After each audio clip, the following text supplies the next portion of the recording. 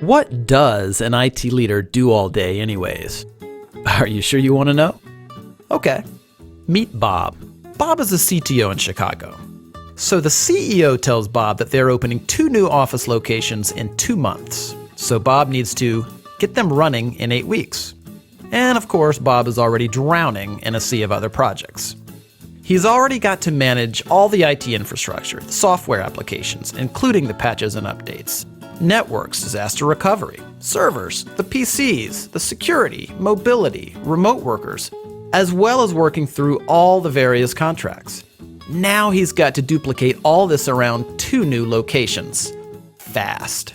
Oh yeah, the boss says he wants Bob to start looking at cloud solutions because he read something interesting about cloud on LinkedIn.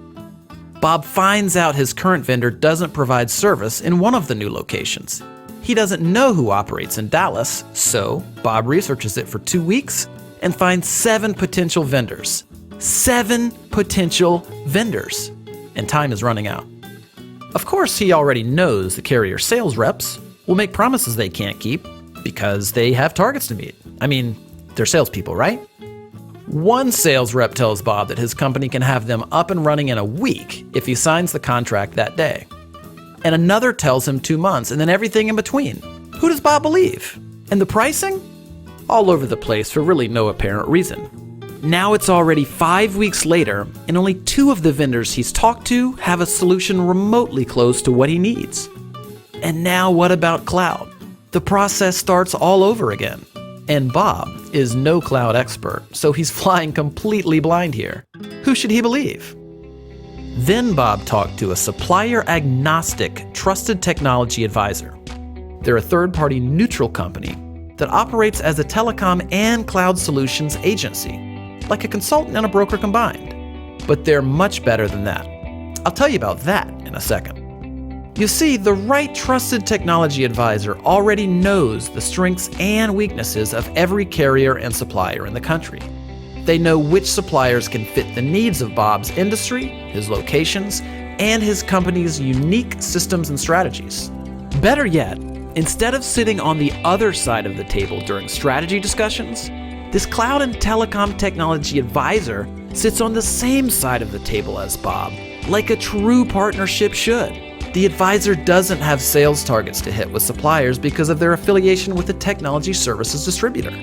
They can choose from dozens or even hundreds of suppliers with no obligation or incentive to choose one, meaning Bob gets the best solution for his company, not for the salespersons. In short, the advisor cares less about selling Bob something and more about helping Bob find the right solution. When there's a problem, Bob calls his new vendor-neutral technology partner, not a customer service representative. Escalations get prioritized for Bob.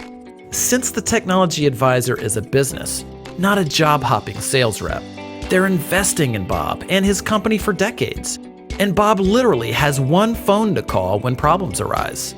That's total accountability before, during, and after the implementation. But that's not even the best part. You see, whatever supplier and solution that Bob and his technology advisor decide on, his advisor will negotiate rates with the supplier that are the same or better than Bob would get by going direct. And get this, Bob doesn't have to pay the advisor anything for doing all of this work.